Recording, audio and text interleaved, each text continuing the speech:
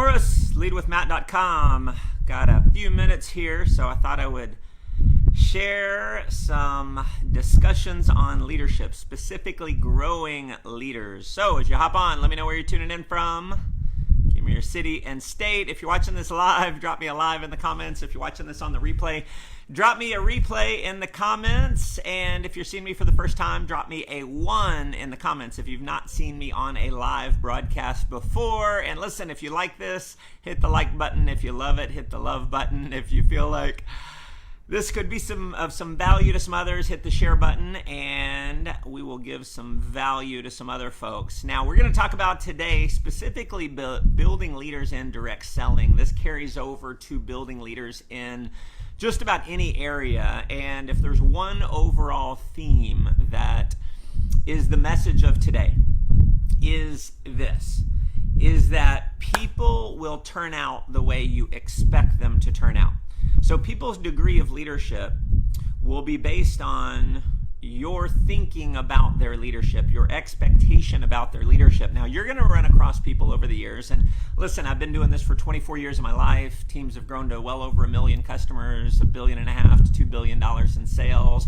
Lots of amazing leaders who have, in my opinion, far surpassed my capabilities as far as their ability to, systematize growth and learning within their teams.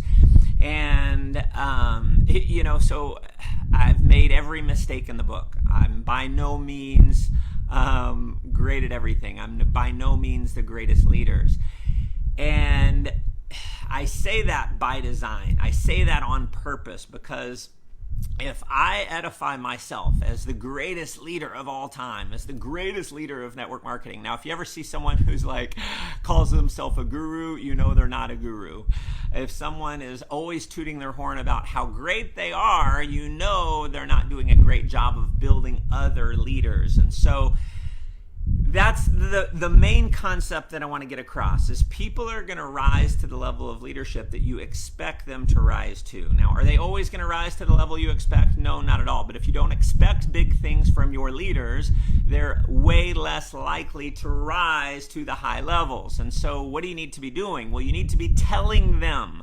So what happens is, often cases, women are way better at this than men, by the way.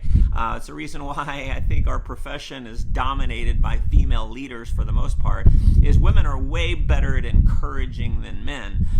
Men tend to have bigger egos, and it's okay to have an ego that drives you. If you want to do big things, if you want to produce at the high level, if you want to win, if you want to be number one, I don't think there's anything wrong with that as long as you do an amazing job of encouraging other leaders. It's as soon as you want to be the end-all, be-all, greatest leader with the most recognition, that's where it sabotages your success. And I've seen amazingly talented leaders. I mean, people who have incredible work ethic, they're incredible trainers, they've mastered all the skills, but they sabotage themselves because they want the glory, they want the fame. And what great leaders do is we give away the fame, we give away the glory. As soon as a leader on your team thinks that you want all the glory, they're going to be less likely to work really hard to make you more money. But what happens is if you give all the glory away,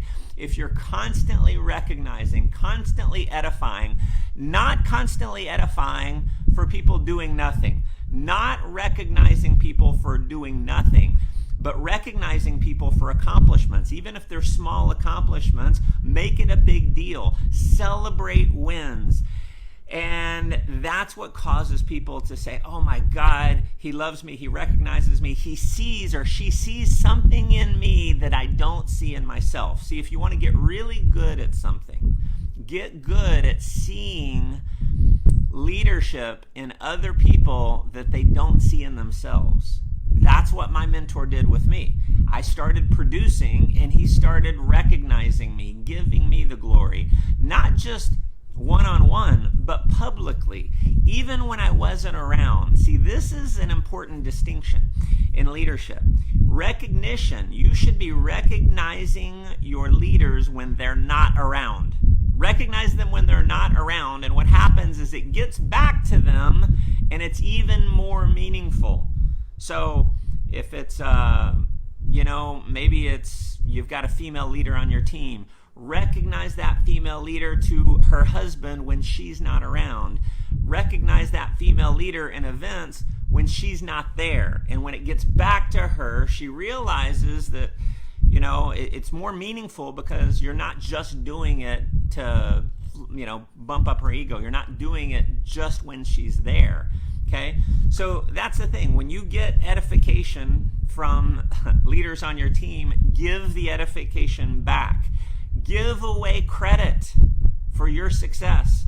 When a leader on your team edifies you, my standard operating procedure when it comes to this is I'm going to give it back. I'm going to say the only reason why I've been able to achieve what I've achieved is I've got amazing leaders on the team. And something I say all the time, and I do this on purpose. I say the student has become the teacher. Now, I'm always in learning mode. I may have made way more money than leaders on my team. I may have had way more success than certain leaders on my team, but I can always learn from the leaders on my team. And so I'm seeking that out. I'm not seeking to be the greatest leader. I'm not seeking them to edify me all the time. I'm not seeking them to worship me. If your whole team is worshiping you as the leader, realize that you don't have very powerful leaders on your team. Should they honor you? Yes. Should they respect you? Yes, but they shouldn't worship you. See, a great book, The Magic of Thinking Big by David Schwartz. I think it's page 27, if I remember right. And it has a whole thing about honor. You should honor the leader, respect the leader, learn from the leader, but never think you can't pass the leader. Because second best thinkers are invariably second best doers.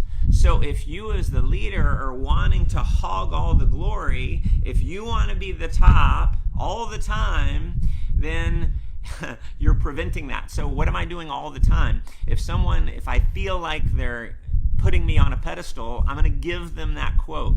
I'm going to tell them, I want you to pass me. You have the ability to pass me. When I was 5 years into network marketing like you, when I was 2 years into network marketing like you, I had nowhere near the ability that you have. And so give people, don't just hog the glory, give people hope. Let them know that they have it within them to far surpass you. So that's what building leadership is about. It's not about hogging the glory, hogging the recognition. It's about giving it away. And the more you give it away, this is interesting, the more it comes back to you. So if you want tons of glory, give it away like crazy, and it will come back. Appreciate you guys tuning in. I got to run to an event. If you enjoyed this, thank you so much for the loves. I see the hearts coming up. If you feel like this can add some value to some others, feel free to share it, and feel free to hop over to leadwithmatt.com if you want some advanced training. Thanks so much for tuning in. Let's go make life an adventure.